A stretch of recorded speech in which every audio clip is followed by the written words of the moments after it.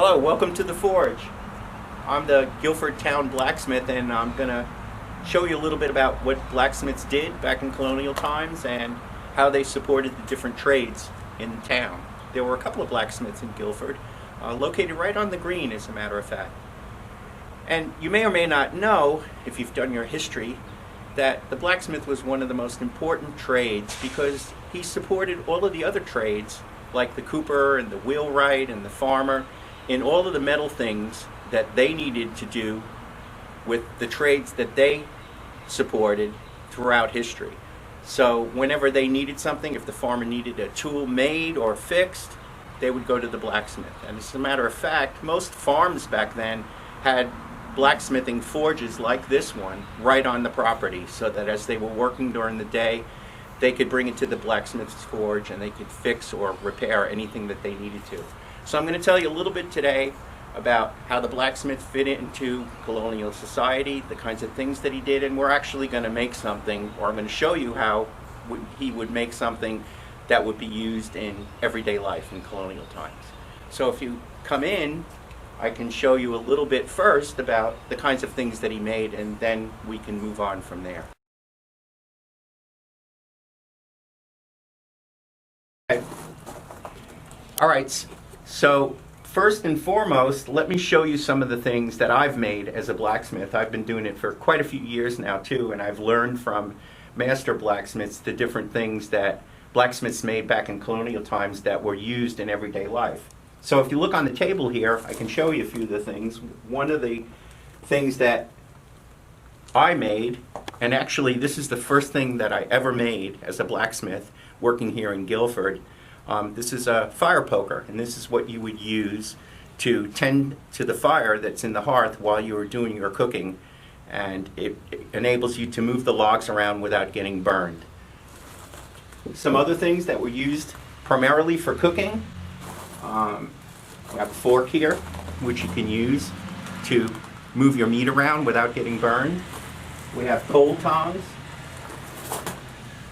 This is what you would use to pull the hot embers out of the hearth and put underneath things like this gridiron. If you know anything about hearth cooking, which you'll also learn about from one of the other videos, is you didn't use an open flame to cook, you used hot coals, just like the blacksmith uses hot coals to heat up. So the hot coals would be pulled from the burning fire, they would be put under here, and you would put your skillet on top, and your cast iron skillet would heat up. You'd move your coals with the tongs so you didn't burn yourself, and you could make things. Cornbread, bacon and eggs, whatever you made in your skillet would be sitting right on top of the hot coals. Another thing that was used in the hearth is this turntable.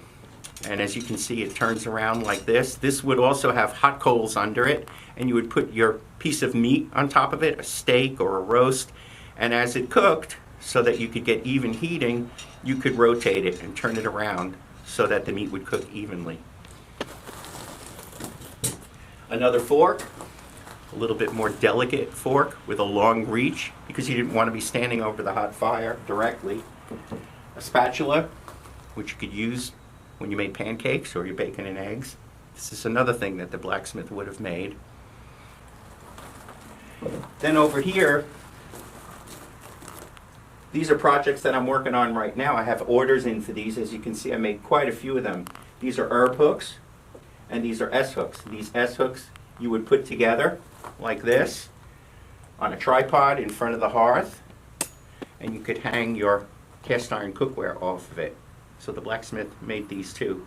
And as I said, I have an order in for these. That's why, from the lady who does the hearth cooking, I'm glad you're here to see how it's made, because when I show you how it's made, then I have more to add to my order. And then last but not least, these little things, these cut nails. These are something, even though little, were very important during colonial times because they were used to help build things like this forge. Nails were very much in demand, and the blacksmith had to make hundreds of these and sell them to the carpenter, for instance, who was putting up a barn or making a forge or repairing a wagon. So the cut nails were very much in demand back then.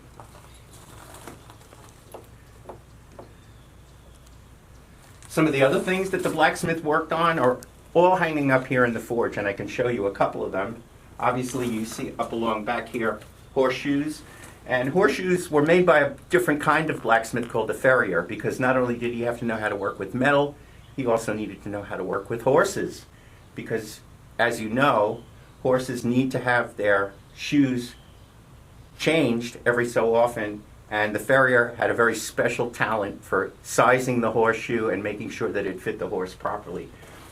The blacksmith also made things like hooks and chains that you see on the yoke here that's used on an oxen. And he also made other things too. This, for instance, this is something that was used to actually cut shingles, cedar shingles. They would take a log and he would hit it with a mallet and would slice off pieces of wood that he used for shingles on barns and on forges.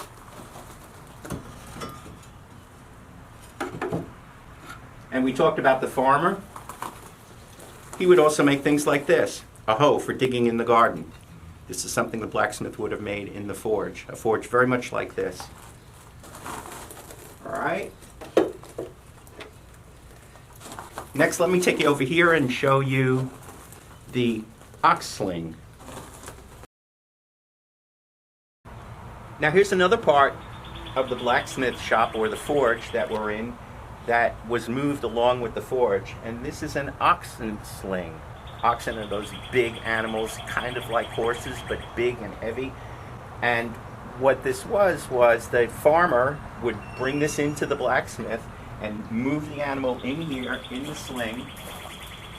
And because the animal was so heavy, the sling, he would ratchet this post here. He'd move this around, and it would lift up the animal so that he would have less weight on his feet. Then the blacksmith or the farrier would take the animal's hind legs, the ox's hind legs, and he would shoe them. He would take the old shoes off, he would trim his nails, and he would put the new shoes on. Now the interesting thing about oxen is, and I can show you, if you think of a horseshoe, this is probably what everybody's used to seeing, this shape. And this is what would be on a horse. What would be on an oxen are two pieces like this, because an oxen had a split hoof. So he would have to put one on one side and one on the other. So that's what the farmer used in the blacksmith shop. The blacksmith was right here to shape these and form them so that they fit the animals specifically. Okay, that you can see. Let me explain the basic things that every forge needed, or every blacksmith needed in a forge. And one of the things you saw as you walked up to the entrance to the forge is you saw me pulling on this lever. You're probably wondering, well, what is that? And what it is called the bellows. And these bellows are very special. These bellows are actually a couple hundred years old, believe it or not. And what they are is they're two wooden shapes inside here, actually three, 1, 2, 3, covered with leather and nails so it's airtight.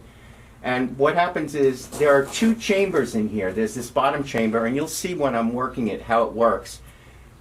What happens is when I pull on the lever, the bottom chamber fills with air, and it starts to push air into the upper chamber. And what that's doing is it's giving enough air to keep the forge fire going, because fire obviously is the most important thing that the blacksmith needs. So it blows the air down through here into the forge chimney, and it comes up through the bottom, and it fires, it puts air into the fire that you see over here.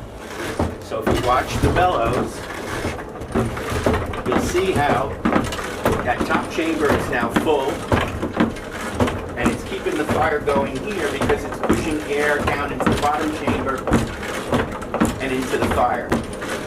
You say, well, why do you need two chambers? Because when you're maneuvering things in this fire, you can let go of it and the fire keeps going until you pump it up again. So first and foremost, you need air for the fire. Secondly, you need a couple of tools. You need tongs to hold the metal, because the metal is going to be getting really hot. A piece of metal for making the hook starts as straight, doesn't bend, as you can see. You need fire, like I mentioned. And the only other thing you need to actually do your work is you need a good hammer, heavy or light, depending on how heavy the stock is or the metal that you're using, and an anvil to bang on, to shape the metal into what you need. And also what comes in handy, which you use quite often, is a vise. And this actually holds the metal when you want to do other things with it. So right now I'm going to show you how we make one of those hooks. And we start by putting the metal in the fire.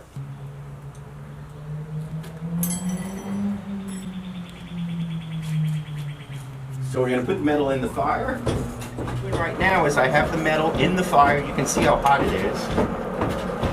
And basically I'm heating that piece of metal until it gets to a certain color. And the color I want it to be is kind of orange. It starts out black, the color of the metal when it's cold. It turns orange, yellow, and then white. When it's white hot, you can actually weld or stick two pieces of metal together permanently. So you have to be very careful that you don't make it too hot. So as you can see right now, it's orange. So I'm going to bang it over here on the anvil.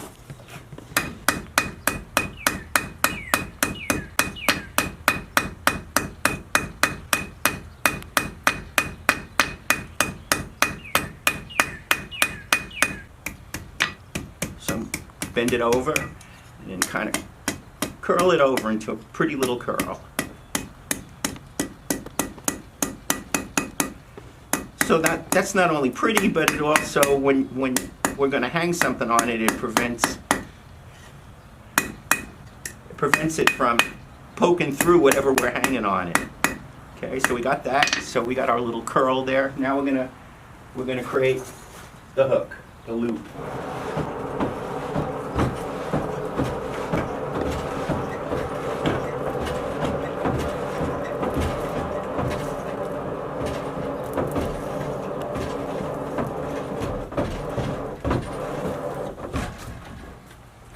We're going to cool the end because we don't want to mash up that little end. And we're going to start curling it over the edge here.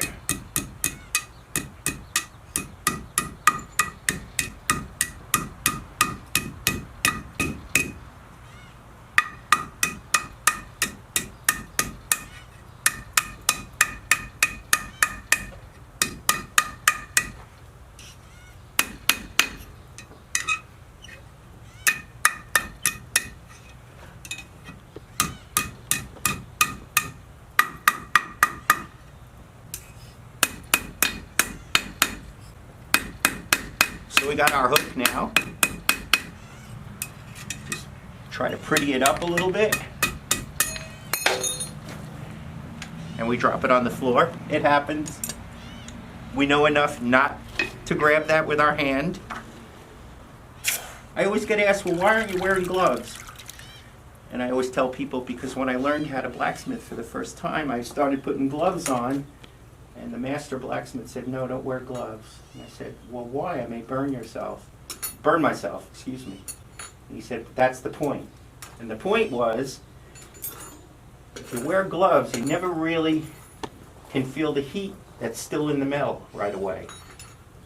And they explain, if you get used to forging without gloves, you'll realize that even when the metal is not orange or yellow or white, it's still hot, like 900 degrees hot. And besides, wearing gloves kind of takes away from your ability to manipulate the metal. So it's really better to work without them. You'll still burn yourself sometimes, but that's part of the trade. So right now I'm going to put a little point on the end, which is the point that we're going to put into the wall.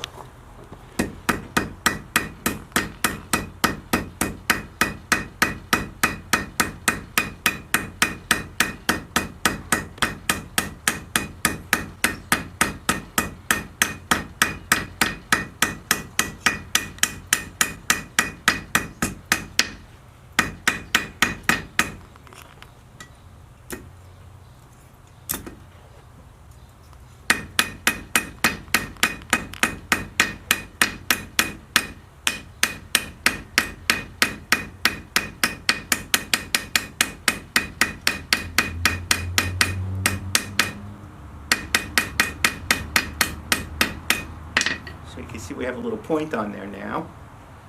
Now we're going to bend the end over.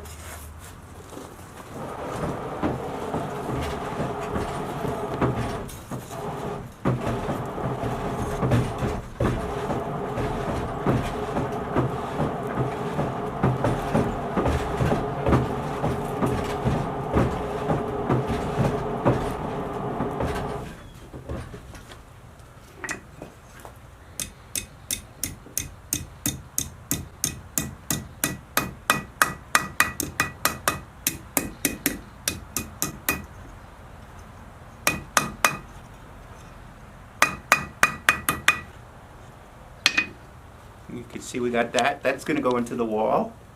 And then one last thing we're going to do to make it pretty, make it just look a little bit nicer, I'm going to put a twist in it. That's actually my favorite thing to do, because that's what gives it the nice look. So it doesn't only give it a function, but it gives it some prettiness. So the blacksmith, even though the blacksmith was a guy or a man, still was interested in leaving his signature, if you want, on the pieces that he made from scratch, so that people would feel like he was conscious of how things look, not only how things work. And people always ask, because you know, you can learn how to do this too, all of you. They always ask, well, can girls or women do this too? And I can tell you, if you've ever been to Williamsburg, Virginia, where all the craftsmen are that make all these different things, women or girls helped out in colonial times wherever they could. When I was in Williamsburg, I walked into the blacksmith shop. There was a girl with a little cap on making those cut nails that we just were looking at before. And I thought, well, that's cool. You don't have to be a guy. You don't have to have big gigundo muscles or anything. If you know how to work the metal, you have a good hammer, you can make the metal do what you want it to do, as you can see. So we put the twist in it. You can make that twist as tight or as loose as you want. I think we'll tighten it up just a little bit.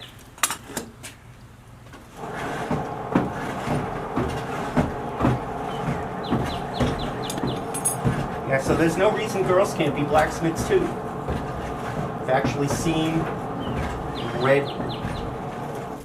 information about women blacksmiths who actually make fashion things out of metal. Very interesting. So we're going to twist this just a little bit more.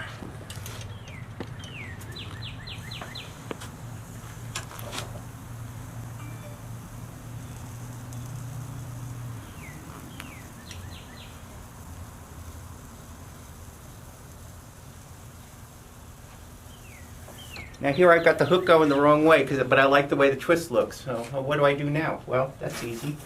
I'm just going to make the hook go the other way. That's the other nice thing about being a blacksmith.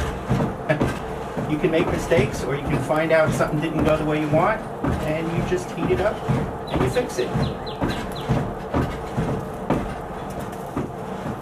So I'm going to make that go the other way. I'm going to flatten it out in here. I'm going to make it go in the other direction, the way it needs to go. And lo and behold, it's fixed. And I didn't have to mess up my twist. But I will flatten out my twist a little bit.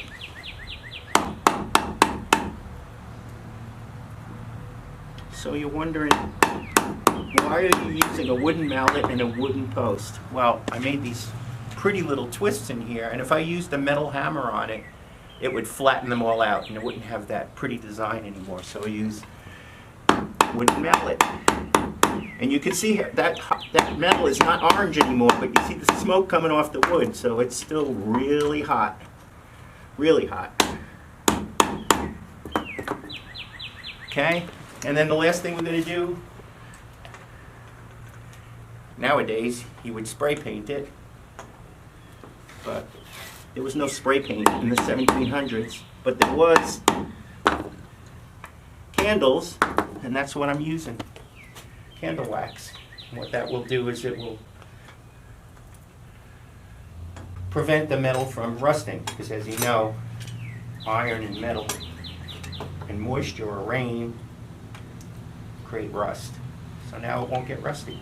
So now we'll just cool it down.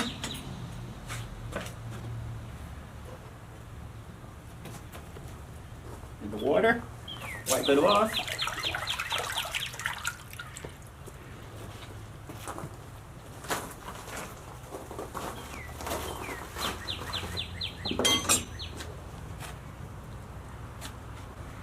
And hang it up.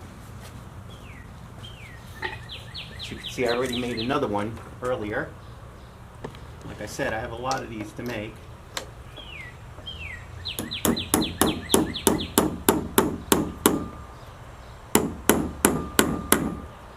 And there you go. And you can hang your tool on it, or you can hang your hat on it. That's what I like to do. So that's it. That's a little bit about blacksmithing and what they did and how they worked during colonial times and the kinds of things that they made. Hope this helped you. When you go in and you look at the video, there'll also be a little activity that you can do where you try to match up the actual cards with different trades on them and see if you can match them to what you think the blacksmith made for those trades. So I hope you enjoyed it, and good luck with the rest of your early Guilford Days activities. Thanks a lot.